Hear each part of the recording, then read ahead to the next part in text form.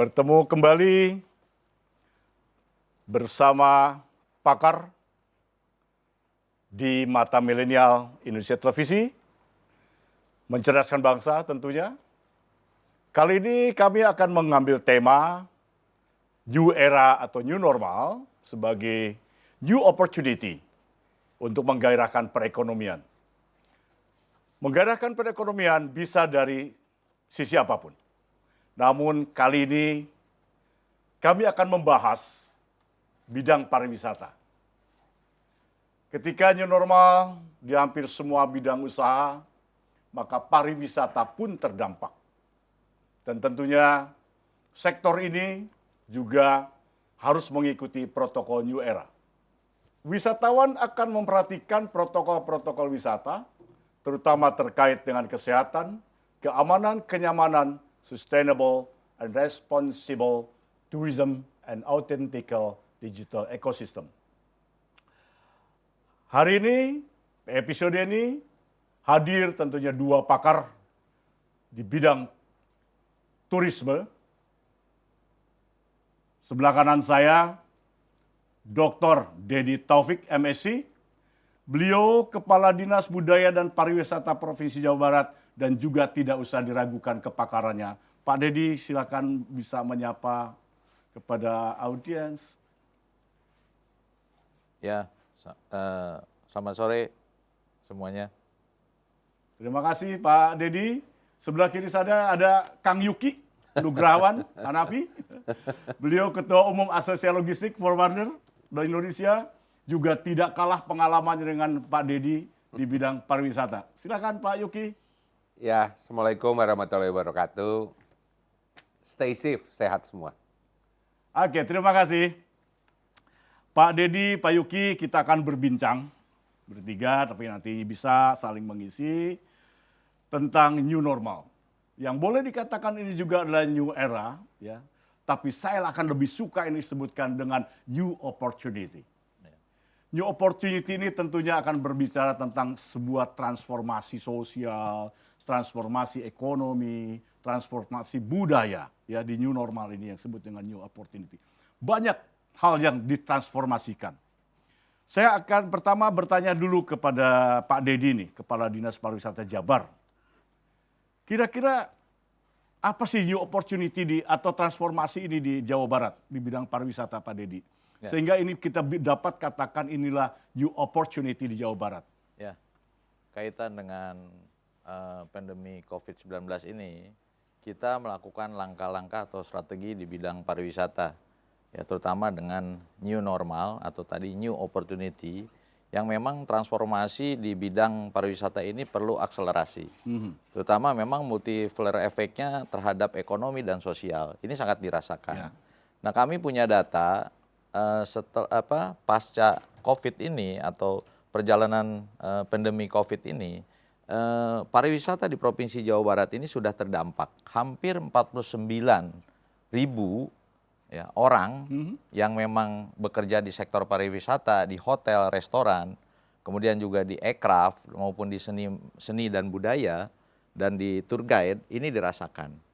Nah, mereka diperkirakan apabila di bulan Juli ini kita tidak melakukan recovery atau pemulihan ekonomi di bidang pariwisata, ini akan berdampak terhadap masyarakat yang ikut di dalam pariwisata ini. Tentunya Pak Dedi punya rumus dong atau strategi. Kira-kira apa Pak Dedi rumusnya? Ya memang supaya masyarakat ini paham nih. Kita lihat secara filosofinya ya, bahwa Jawa Barat ini konon katanya diciptakan pada saat Tuhan tersenyum. Oke. Nah, maka dari itu kita juga punya tagline untuk pariwisata di Jawa Barat, Smiling West Java. Ini yang ada di baju nih Pak Dedi ya? Ini yang di baju kita ini. Pemirsa inilah Smiling West Java ini punyanya Pak Dedi nih. Coba Pak Dedi, supaya masyarakat Jawa Barat Indonesia bisa smile. Ya, untuk Smiling West Java sesuai dengan kesundaan bahwa kita HDK SEMA, itu adalah kita angkat dari filosofi itu.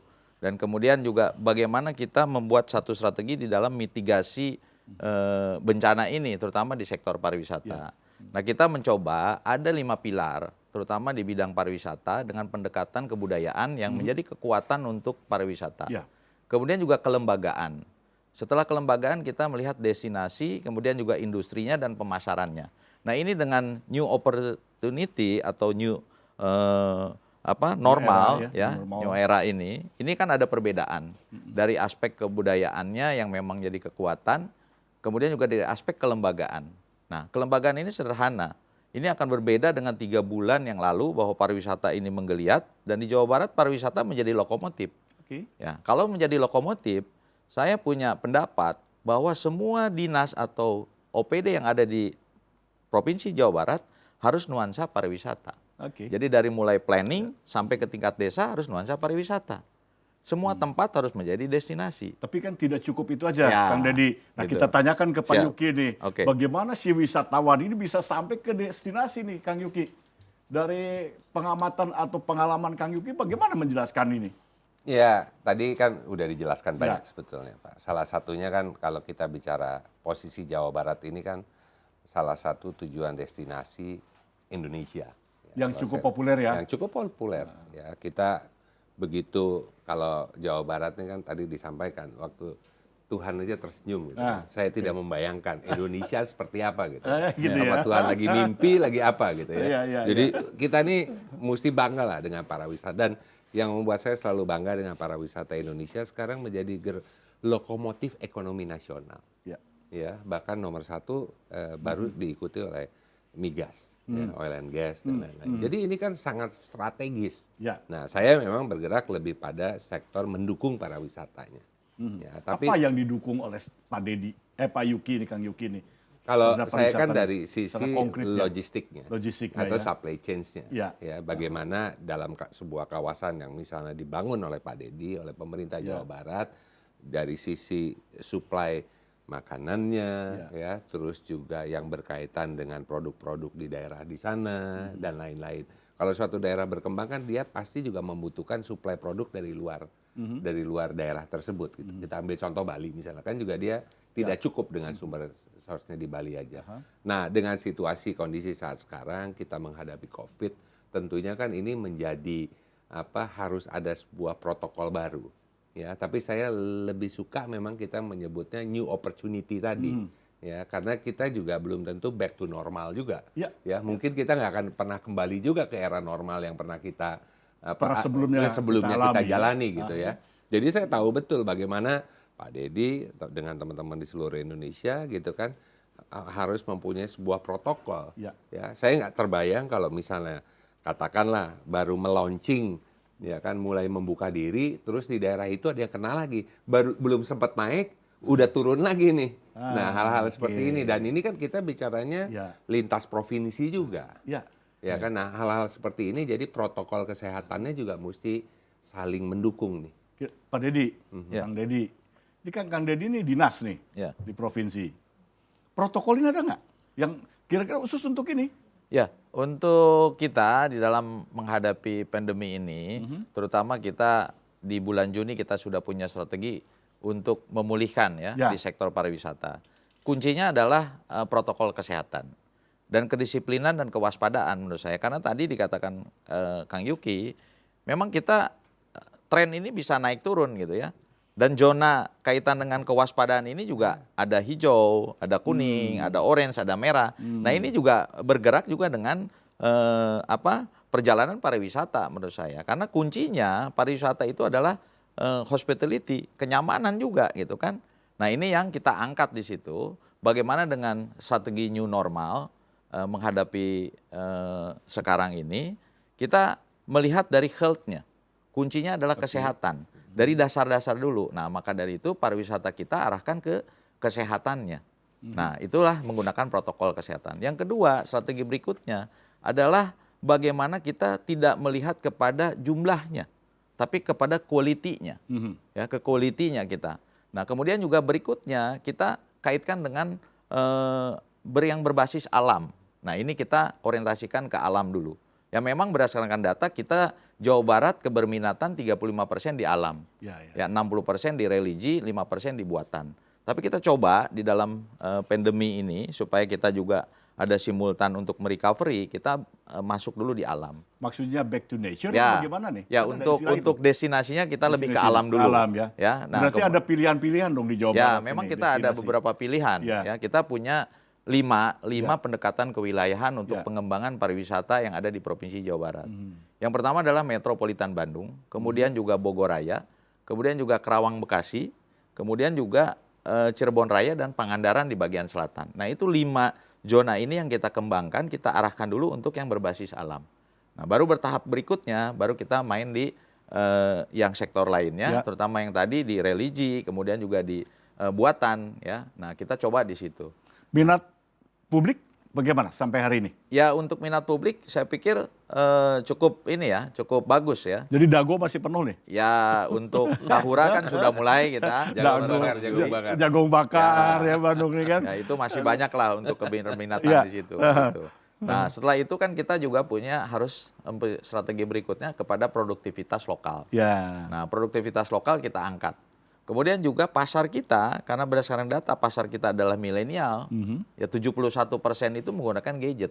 Oke. Nah, kita membuat satu peranata yang namanya Smiling West Java. Nah, Smiling West Java ini adalah platform untuk masuk nanti, ya startup masuk di situ. Ini gitu sudah running atau baru Pak Denny mendrive aja nih soal ya, Smiling ini? kita sudah berjalan running, ya. Kita karena ada COVID ini ya kita agak slow down untuk perkembangan ini, tapi kita terus untuk mengembangkan yang namanya Smiling West Java terkonek dengan sektor-sektor lain sehingga menjadi poin untuk memberikan layanan. Oke. Gitu. Nah, soal layanan nih kembali ke Kang Yuki. Kang Yuki ini asosiasi ini kan melayani juga ininya.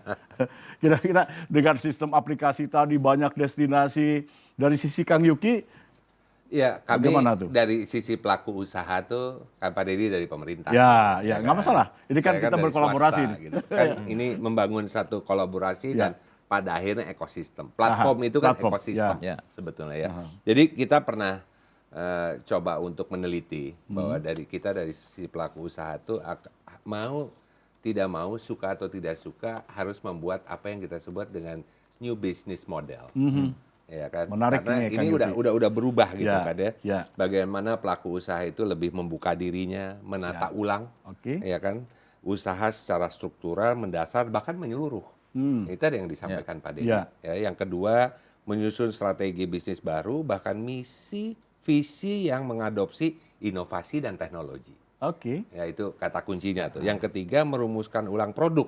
Branding tadi kan, ya marketing dan bahkan struktur keuangan perusahaan kalau perlu. Ini kan banyak perusahaan-perusahaan yang terkena dari sisi perspektif keuangan. Dan yang terakhir, karena isu utama perusahaan adalah sumber daya manusia, nah ini juga kan perlu disesuaikan. Itu perlu manusia yang berkompeten dalam Saya menghadapi jadi ini. tertarik. Kalau begitu harus ada evaluasi dong Kang Yuki, Memang Kang Dedi. Ya, evaluasi terhadap sistem yang sudah ada berjalan ini. Kita masuk kepada new opportunity, tapi yang dievaluasi apakah struktur bisnisnya atau model bisnisnya sekarang ini? Saya pikir kalau tadi saya sudah sampaikan secara menyeluruh. Menyeluruh. Harus menyesuaikan. Baik struktur, model, ya, karena perilaku tentunya. perbedaan kondisi hari ini kalau kita melihat dulu dengan krisis 98 lah katakan. Itu kan itu krisisnya krisis keuangan. Dan yang kena itu kan pelaku usaha besar. Dulu yang menyelamatkan kita ini kan pelaku usaha kecil. Saat sekarang semua struktur terkena nih. Jadi itu perlu evaluasi. Perlu evaluasi. Kepemerintahan siap tidak evaluasi itu, Kang Dedi? Ya. Karena ini kita harus berkaitan siap dengan ya, struktur karena ya, institusi. tadi kan saya katakan ada 5 pilar, terutama di sektor pariwisata. Dari sisi kebudayaan, kita merubah mindset melalui perilaku. Tadi kan polanya sederhana untuk kita kedisiplinan dan kewaspadaan melalui protokol kesehatan, perilaku hidup bersih sehat.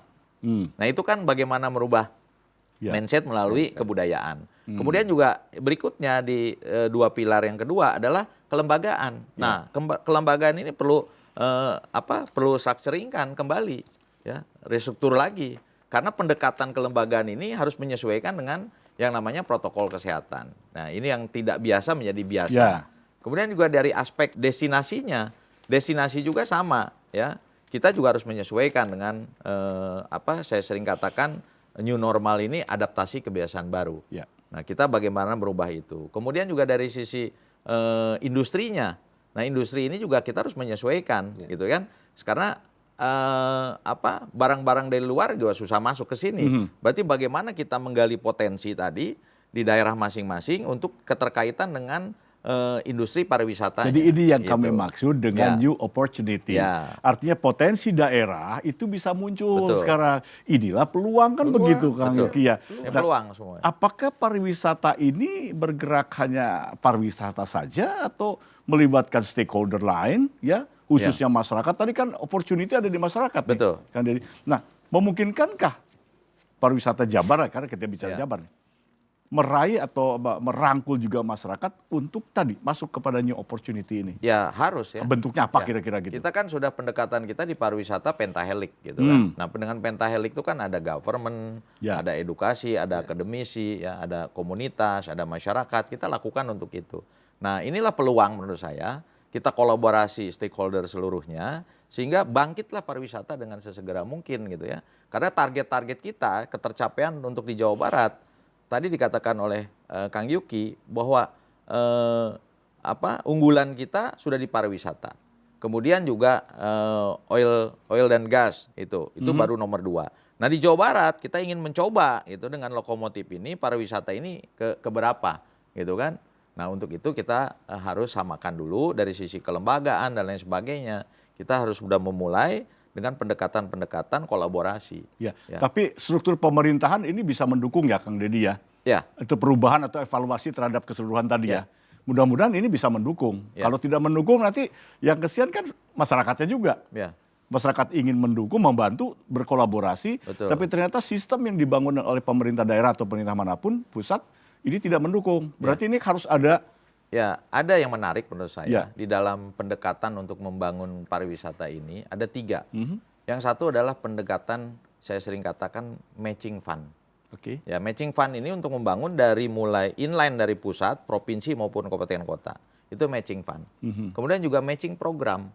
Nah, programnya harus nyambung karena bidikannya semua pariwisata, misalkan seperti itu, dari mulai pusat, provinsi maupun kabupaten kota. Berikutnya adalah matching promotion. Nah, promosinya harus promosi bersama. Branding tadi kata Kang Yuki, nggak mungkin kita sendiri-sendiri untuk memajukan terutama pariwisata di Jawa Barat kan. Nggak bisa dengan kita tidak melakukan 3 pendekatan itu. Itu harus kita lakukan. Karena dari sisi berbeda tahun 98 kita terjadi overheated economic. Ya. Kita hanya sektor-sektor ekonominya saja. Sekarang ada emergensi kesehatan. Oke. Nah, Menarik. berarti kan ada penanganan dulu Ya. ke emergensi Nah, kesehatan, ini menarik, barulah Kang Deddy. ekonomi. Ya. Kalau begitu Kang Yuki, model kolaborasinya seperti apa? Salah Yang satu ideal. tadi membangun sebuah platform. Ya. Ya, pemerintah saya dengar dalam waktu dekat juga akan segera meluncing mengenai cinta produk Indonesia. Karena itu opportunity. Tapi ini kan dari dulu produk Indonesia sudah didengungkan, Kang Yuki. Iya, betul. Cuman mau kapan kita Ya. mengambil peluang ini? Jadi ini opportunity tadi Harusnya, ya. harus Oke. dan itu harus kesadaran kita semua Aha, sebagai ya. bangsa gitu Ya. ya, bahwa kita mempunyai suatu peluang baru Ya. gitu ya, di era baru, di new opportunity ini untuk kita merebut peluang itu. Karena peluang nggak akan ada yang ngasih, kecuali kita rebut sendiri. Ya. Itu buat saya penting gitu. Karena gini, saya setuju sama Pak Deddy tadi, bagaimana join program tadi di tingkat provinsi kan.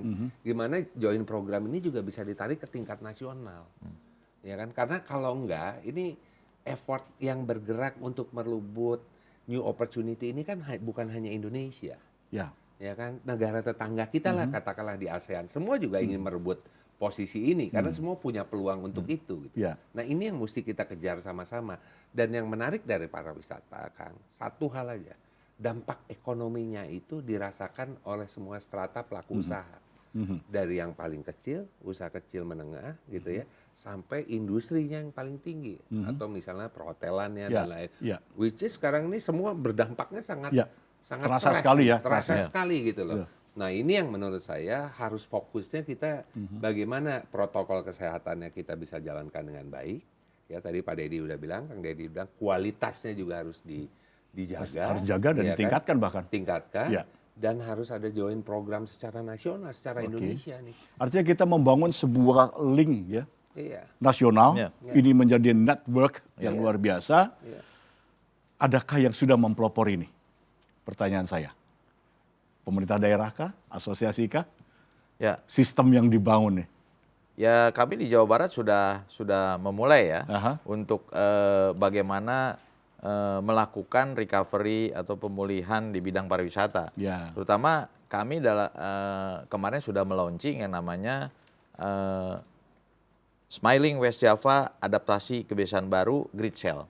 Nah ini kan kolaborasi multi Grid Cell. pihak. Gitu. Grid Cell ini, saya bicara Jawa Barat ya, Ya. Kang Deddy ya. Apakah di seluruh wilayah, Ya, daerah? kita lakukan di seluruh wilayah, ya, tapi kuncinya protokol kesehatan. Protokolnya tadi, kan, tetap ya. supaya kesehatannya menjadikan nomor satu. Oke. Health-nya dulu kita, gitu. Baru kita lihat ke quality. Nah Oke. itu yang dikerjakan oleh pemerintah Provinsi Jawa Barat untuk bagaimana sektor pariwisata ini mulai menggeliat lagi. Oke, saya harapkan memang Jawa Barat lah yang dekat dengan Jakarta sebagai hinterland ya.